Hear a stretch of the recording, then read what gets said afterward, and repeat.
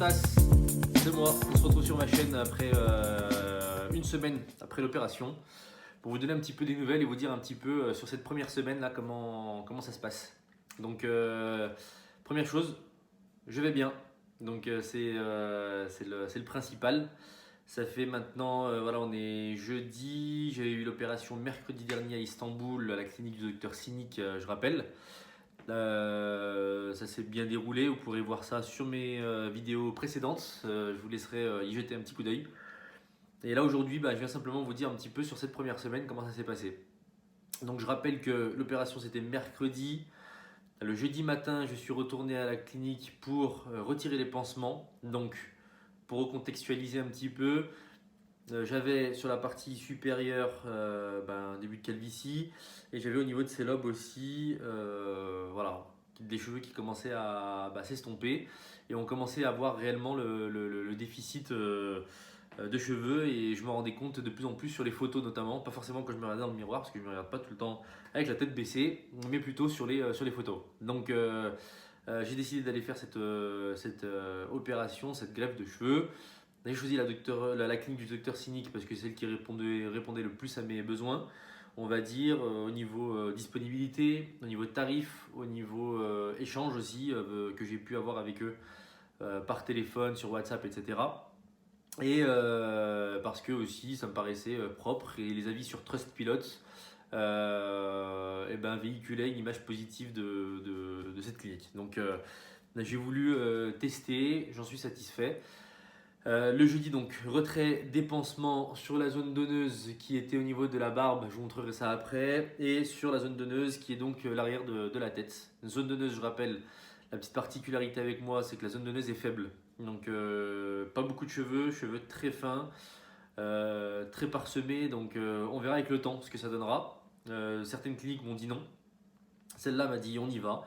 Donc je me suis dit voilà, j'ai été confiant et j'ai voulu y aller. Je ne suis pas rentré le jeudi comme beaucoup de personnes, mais j'ai décidé de prendre un vol le lendemain, tout simplement parce que déjà le vol de jeudi était beaucoup trop tôt le matin, j'aurais pas pu faire les pansements à la clinique, retirer les pansements à la clinique. Et parce que je me suis dit, voilà, je préfère me laisser une journée supplémentaire pendant laquelle je vais me reposer. Et c'était pas du tout une mauvaise idée, au contraire, parce que j'ai passé la journée un petit peu dans les vapes, j'ai envie de dire, à me reposer à l'hôtel, à me faire livrer à manger, à regarder un petit peu la télé, m'endormir, me réveiller, etc. Donc c'était plutôt une bonne idée. Et je suis rentré le vendredi matin, par contre c'était tôt, je crois que le taxi est venu me chercher, la navette est venue me chercher à 5h du matin, 5h, 5h30. Donc c'était tôt, mais voilà, c'était mieux que la veille. Alors ce qui est contraignant vraiment sur cette première semaine, c'est dormir. C'est dormir parce que la position semi-assise, semi-allongée dans son lit, c'est vraiment pas ce qui est le plus confortable. Moi je suis quelqu'un qui bouge énormément la nuit. Je me balade, je tourne mon coussin des dizaines de fois dans la nuit parce que j'ai besoin de cette sensation de fraîcheur. J'ai facilement chaud. Je tourne parfois je dors parfois allongé sur le dos, parfois sur le côté droit, parfois sur le côté gauche. Pas sur le ventre, mais en tout cas voilà. Et là il faut, surtout les premiers jours, on va dire la première semaine, dormir avec un coussin de voyage, des coussins aussi au niveau du dos, semi-allongé tout simplement parce que il faut éviter déjà de baisser la tête pour éviter d'avoir des œdèmes. Il faut aussi éviter tout simplement de frotter la zone donneuse sur des coussins et comme je l'ai dit, de bouger un petit peu trop.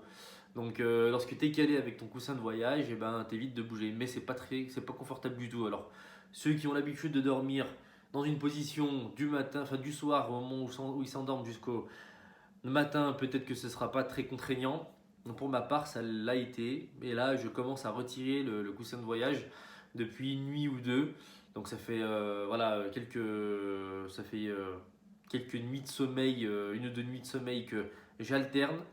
Mais ça me demande quand même parce que pendant la nuit, je me réveille un petit peu pour faire ça. Surtout que je protège mon lit et mon oreiller et puis mon coussin de voyage. Parce que les deux premières nuits, vu que la zone donneuse était très fragile, il y avait du sang, il y avait du liquide qui en coulait, donc ça a tendance à salir un petit peu. Alors l'autre contrainte, c'est la prise de médicaments. Il y en a 2 par jour, le matin et le soir. Il y en a avant de prendre le petit déjeuner, après le petit déjeuner. Il y en a le soir, donc il ne faut pas oublier de les prendre parce que dans ces médicaments, on a des antibiotiques, des anticoagulants, on a aussi du paracétamol. Voilà, on a plusieurs types de médicaments qu'il faut prendre pour se soulager et pour, on va dire, se faciliter la tâche. Donc, la prise de médicaments en soi, c'est pas ce qui est le plus compliqué, sauf les antibiotiques qui étaient vraiment dégueulasses. Mais ça, c'est un détail. Mais on va dire qu'il faut bien penser à les prendre le matin et le soir au bon moment. Il y a même un gastro-résistant aussi, parce que j'imagine que ce sont les antibiotiques qui sont forts. Donc c'est important de bien les prendre et ça fait partie, voilà, on va dire, des contraintes. L'autre contrainte, mais qui fait beaucoup de bien, c'est soit le matin, soit le soir, on s'occupe des soins, on va dire, du lavage. Donc on a un premier spray à appliquer, c'est une sorte de mousse qu'il faut appliquer et laisser agir pendant 30 minutes. Donc ça coule un petit peu de partout, on prend avec soi une lingette, un chiffon, quelque chose pour éviter que ça coule au niveau des yeux et trop sur la nuque, surtout pendant la demi-heure s'il faut s'occuper, aller sur le canapé, etc. Éviter d'en foutre de partout aussi. Mais on va dire il y a ce spray-là qui est important, qui est fourni par la clinique. Et une fois qu'on a fait ça, on se rince les cheveux, alors surtout pas avec un jet d'eau, mais plutôt avec une bouteille d'eau, de l'eau tiède, ni trop chaude, pour éviter d'ouvrir les pores, j'imagine, ni trop froide. Mais on va surtout se concentrer sur remplir une bouteille d'eau tiède et ensuite se verser l'eau au bout d'une demi-heure sur la tête, donc en position allongée ou en arrière, donc baisser vers l'avant, pardon, baisser vers l'arrière. Donc se faire aider si possible. Moi c'est mon épouse qui s'en occupait. Au bout de quelques jours j'ai pris la relève parce que je me sentais un peu plus à même de pouvoir m'occuper de mes soins tout seul pendant qu'elle peut coucher le petit par exemple. Parce que je fais ça personnellement le soir. Et une fois qu'on a fait ça, on a le shampoing aussi à faire. Donc le shampoing, c'est ma femme utilise des gants par exemple, les gants qu'on retrouve en hôpital ou en pharmacie. On essaie de faire de la mousse et on tapote simplement, tout doucement sur la zone receveuse. On tapote, on tapote, on tapote de sorte à ce qu'il y ait quand même du savon. Et sur la zone, par contre, donneuse, on va appliquer un massage. Donc quelque chose de pas virulent, quelque chose de pas fort. Vraiment un massage comme si on allait se laver les cheveux, mais pas en frottant très fort. Ce qu'on remarque, c'est que bon, la zone donneuse, évidemment, elle est fragile. Mais il faut quand même le faire parce qu'on voit aussi, notamment ces 2 derniers jours, j'ai beaucoup de croûtes qui tombent. Et toutes ces croûtes qui tombent, ça fait du bien. Ça fait du bien parce que ça soulage, parce que ça fait plus propre, parce que la tête est beaucoup moins rouge. Donc c'est plus agréable aussi à regarder. Et puis on a l'impression petit à petit, au fur et à mesure des jours, qu'on sort, on va dire, de cet état post-opératoire. Donc, et ensuite c'est pareil.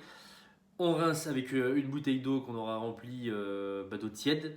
Et ensuite, pour venir sécher, on va utiliser pareil un chiffon ou quelque chose on va dire qui va pas agresser les cheveux et qui va pas s'accrocher au greffon. Et on va venir pour la partie supérieure tapoter et pour la partie sur les côtés aussi, on va tapoter ou légèrement sécher avec ces mêmes chiffons.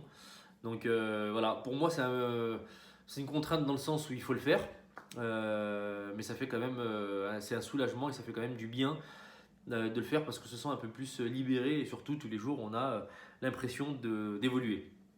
Une fois qu'on va passer cette première semaine, on va avoir ensuite des médicaments à prendre, dont du finastéride, donc j'en parlerai dans une prochaine vidéo parce que j'y suis pas encore.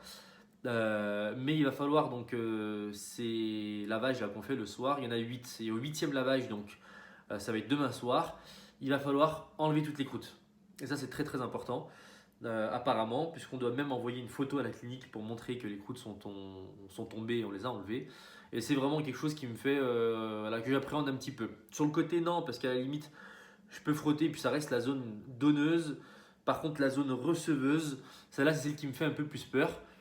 Parce que il va falloir frotter un petit peu, donc pas avec les ongles évidemment, mais il va falloir frotter un petit peu en faisant un peu plus qu'un massage pour retirer toutes ces croûtes. Et si c'est pas fait le 8e jour, si tout n'est pas parti, il faut absolument que lors du 9e lavage, tout parte. Donc ça c'est très important. Concernant la barbe qui était aussi une zone donneuse, et concernant aussi la zone donneuse qui est derrière, pour la zone donneuse des cheveux, on a de l'aloe vera.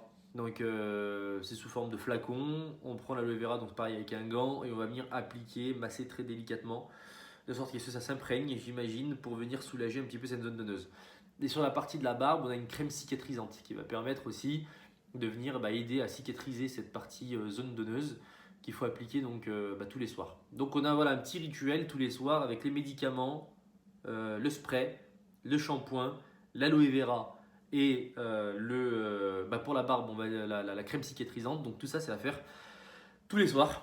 Et normalement on est censé avoir des effets positifs et voir quelque chose de meilleur.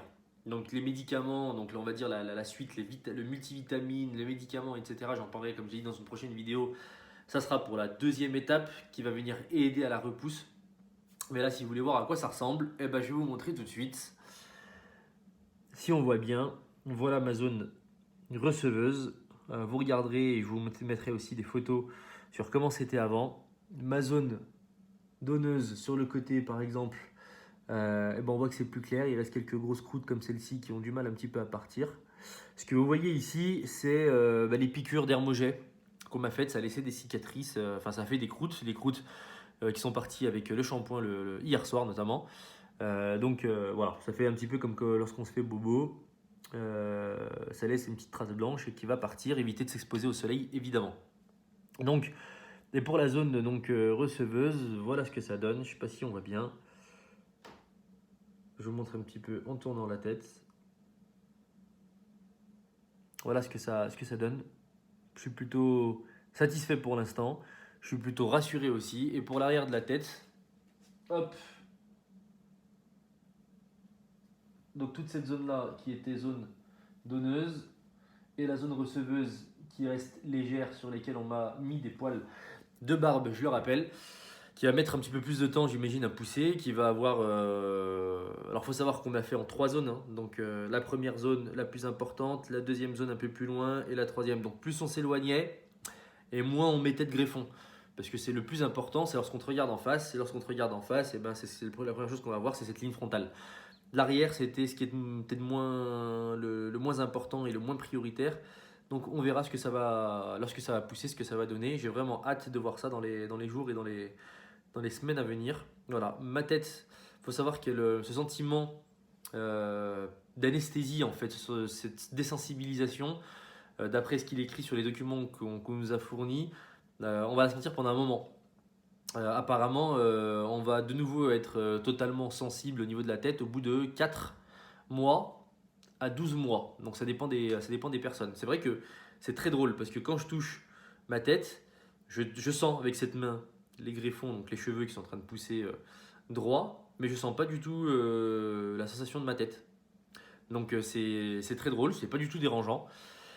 Mais il va falloir faire attention et éviter évidemment de s'agripper, éviter de faire très attention avec ces greffons parce que ça reste encore fragile, j'imagine. Et voilà, je sais pas au bout de combien de temps je serai totalement rassuré et de me dire je peux toucher ma tête normalement, je peux me laver les cheveux normalement. J'imagine dans quelques semaines lorsque ça aura bien poussé, mais pour l'instant, on est vigilant. Lorsque je sors, c'est systématiquement avec un chapeau, donc on m'a passé un bob qui est affreux, qui fait une sale tête. Mais à la limite, je m'en fiche, il vaut mieux se protéger. Sinon, j'ai réussi aussi à déposer, j'ai élargi ma casquette et j'arrive à la poser casquette à l'envers. Mais vraiment, quand je dis poser, elle est posée à ce niveau-là, pas du tout, elle est pas du tout enfilée. C'est vraiment histoire de cacher un petit peu. Donc, et surtout de se protéger du soleil, c'est ce qui est le plus important.